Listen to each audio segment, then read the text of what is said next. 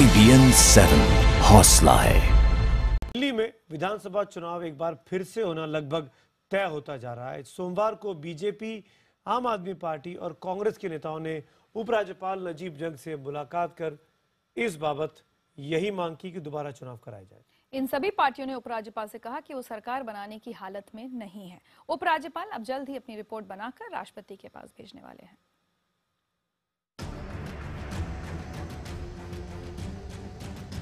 दिल्ली में जल्द ही बजेगा चुनावी बिगुल, क्योंकि राजधानी में अब चुनाव के जरिए ही बनेगी सरकार। बीजेपी समेत आप और कांग्रेस ने एलजी से मिलकर कर दिया साफ, अब चुनाव ही है विकल्प। दिल्ली का राजनिवास यानी एलजी नजीब जंग का घर सोमवार को सियासी सरगर्मी का केंद्र रहा।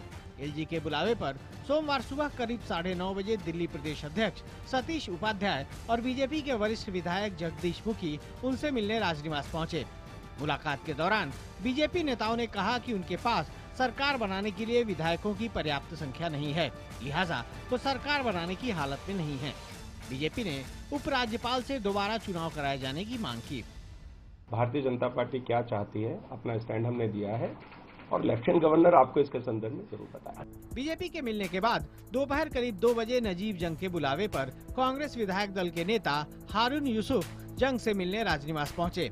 कांग्रेस की तरफ से यूसुफ ने उपराज्यपाल से दिल्ली विधानसभा को तत्काल भंग कर जम्मू कश्मीर और झारखंड के साथ साथ दिल्ली में भी चुनाव कराए जाने की मांग की। देखिए, हमने कहा है कि तुरंत प्रभाव से दिल्ली विधानसभा को डिसॉल्व करके जो भी लेफ्टिनेंट गवर्नर साहब जो प्रक्रिया है उसको जल्दी से जल्दी मुकम्मल करके दिल्ली के अंदर फ्रेश चुनाव करें।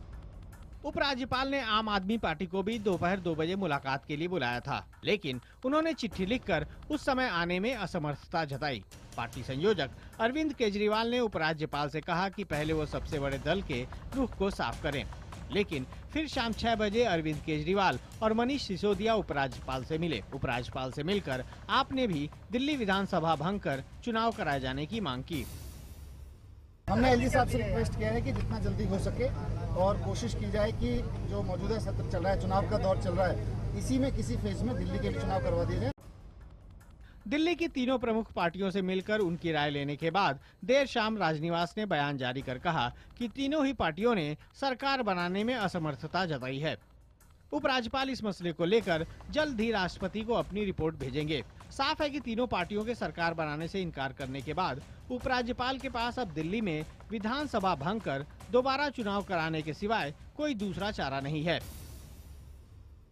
दिल्ली में राष्ट्रपति शासन लागू हुए 8.5 महीने से ज्यादा समय बीत चुके हैं, लेकिन इस दौरान कई बार सरकार के गठन को लेकर राजनीतिक सरगर्मियां तेज हुई।